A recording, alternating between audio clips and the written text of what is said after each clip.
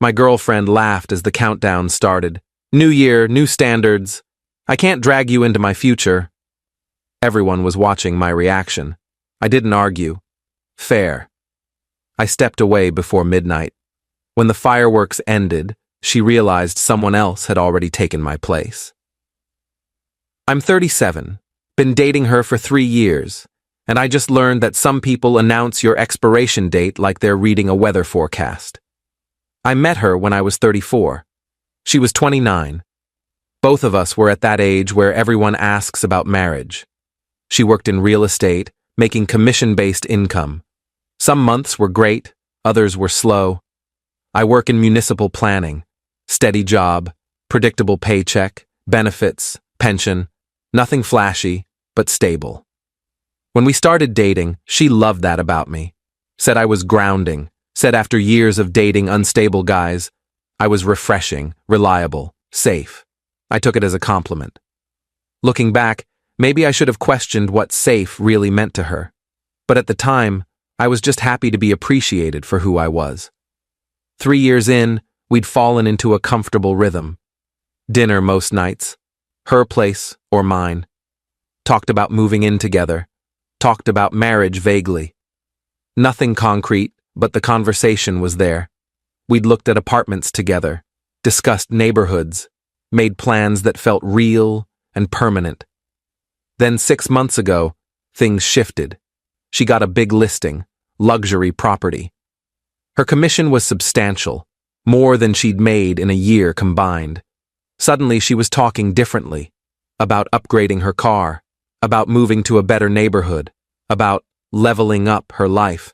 She bought new clothes, started going to different restaurants, changed her hair, got a gym membership at an exclusive place downtown.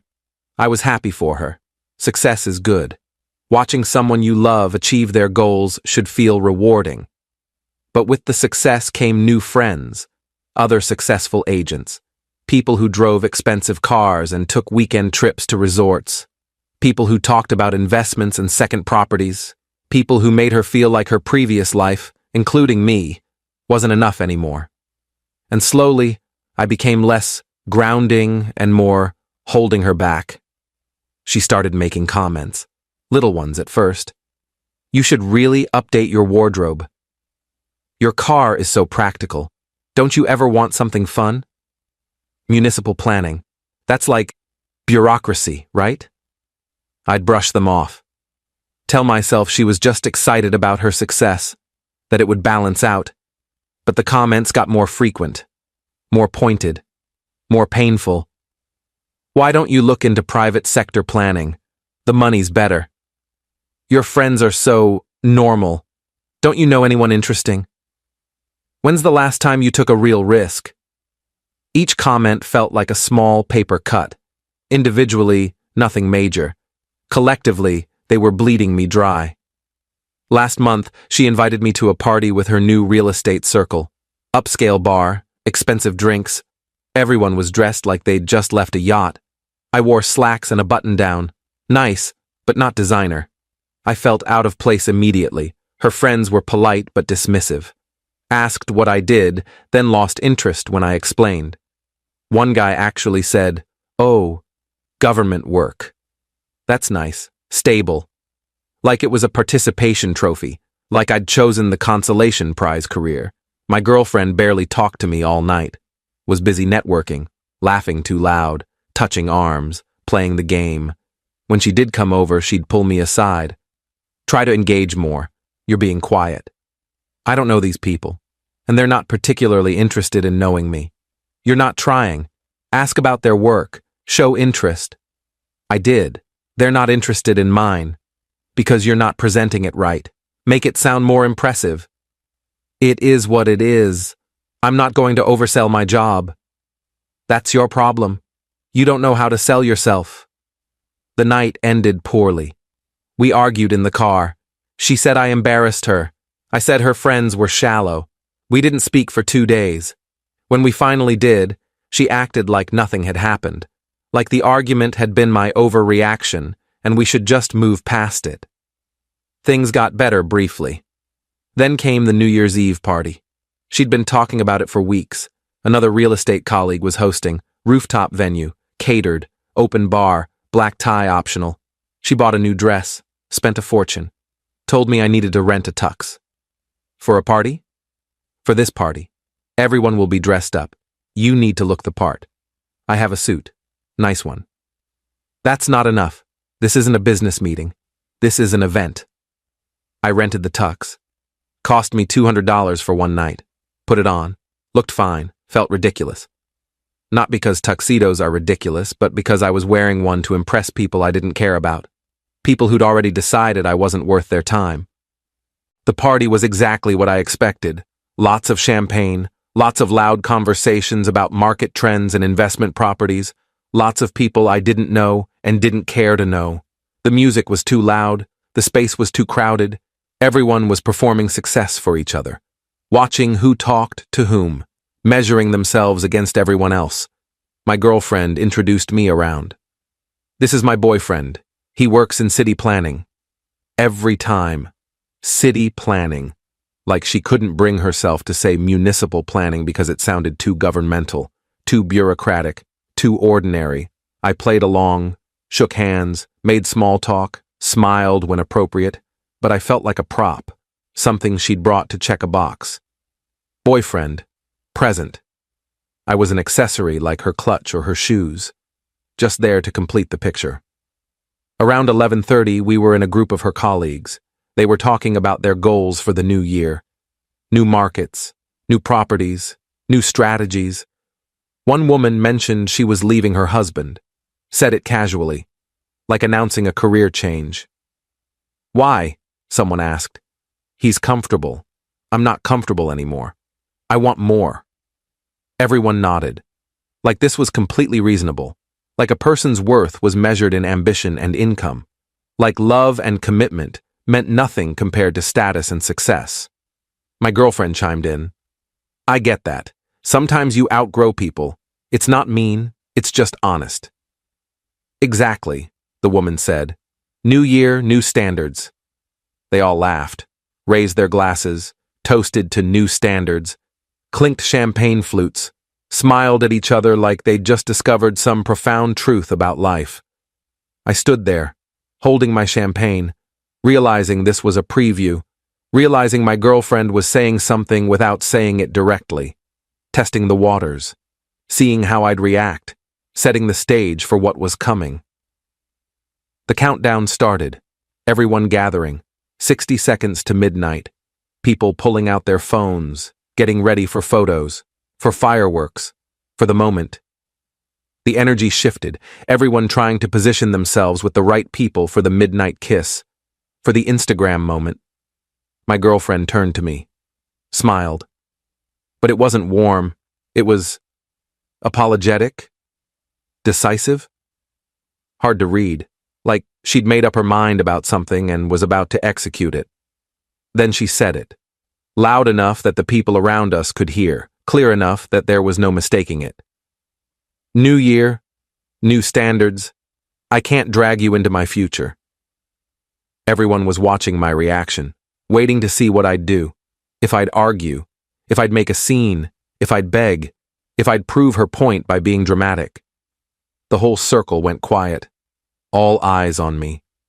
I looked at her, at the people around us, at the whole situation, and realized I didn't want to be here, didn't want to fight for someone who just publicly announced I wasn't good enough, didn't want to explain why municipal planning mattered, why stability was valuable, why I was worthy of her future.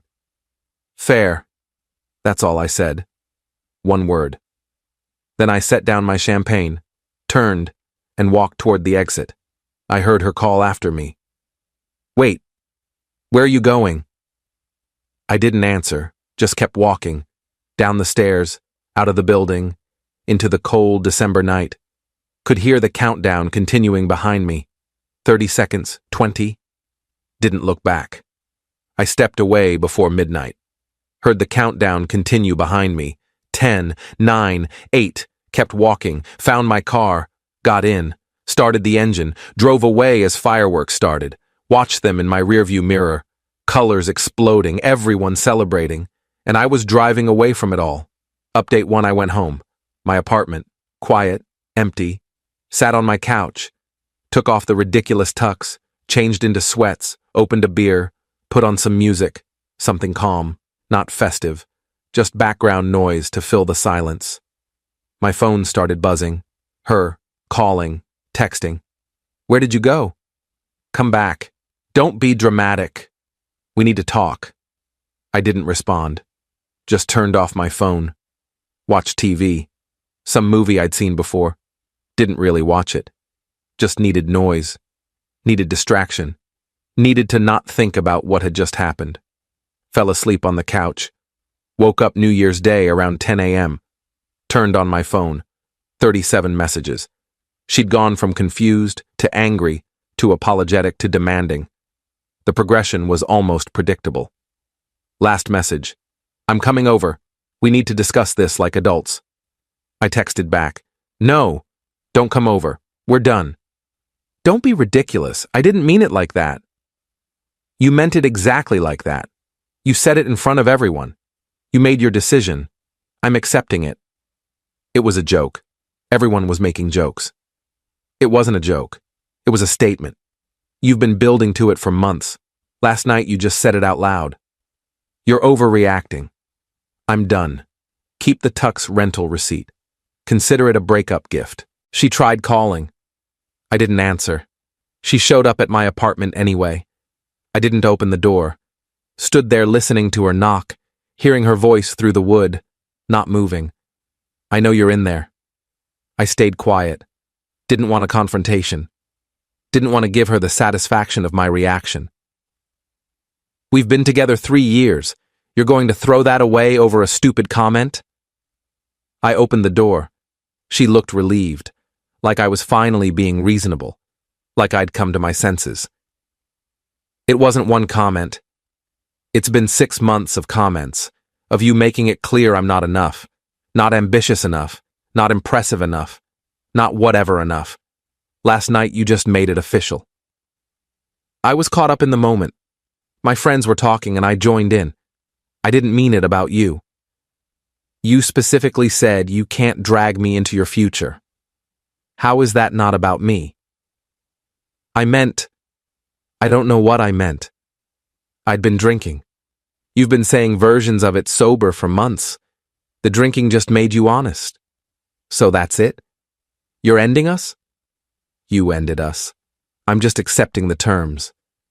I don't want to break up. Then you shouldn't have told a room full of people that I'm not part of your future. Actions have consequences. She started crying. Please, let's just talk. Work this out. There's nothing to work out.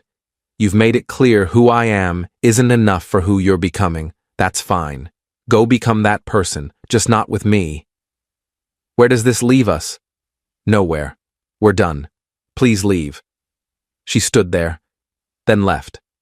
I closed the door, locked it. Felt nothing. Not sad, not angry. Just tired.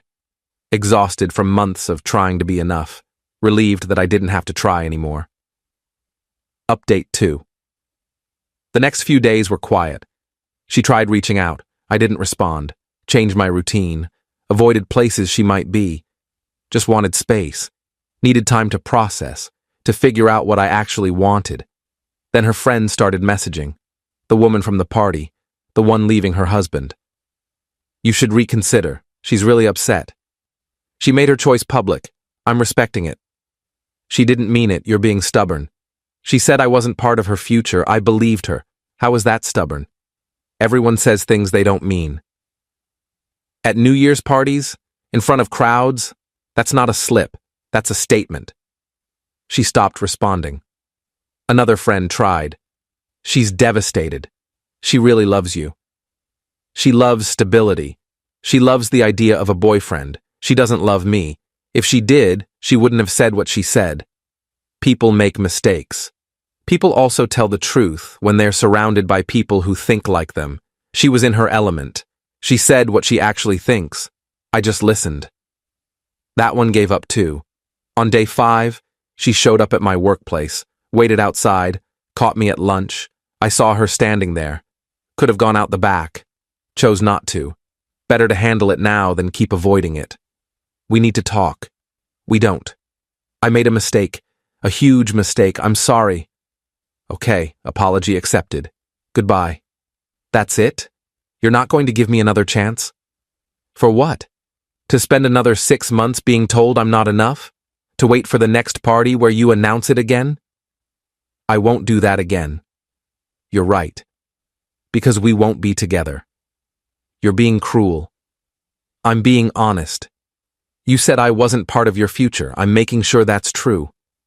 What if I was wrong? What if I want you in my future? Too late. You don't get to decide that alone anymore. I get a say. And I say no. She stared at me. You've really moved on that fast? I hadn't. But I wasn't going to tell her that. Fast enough to know I don't want to go back. She walked away. I finished my lunch, went back to work, felt slightly more solid than before. Like I was rebuilding something that had been crumbling. Update 3. 2 weeks in, I started hearing things. Through mutual friends. She was telling people I'd abandoned her, that I'd given up on us over nothing, that I was too sensitive, too proud to accept an apology. I didn't correct anyone. Let her tell whatever story she needed. Truth was there. Anyone who knew us both would figure it out eventually.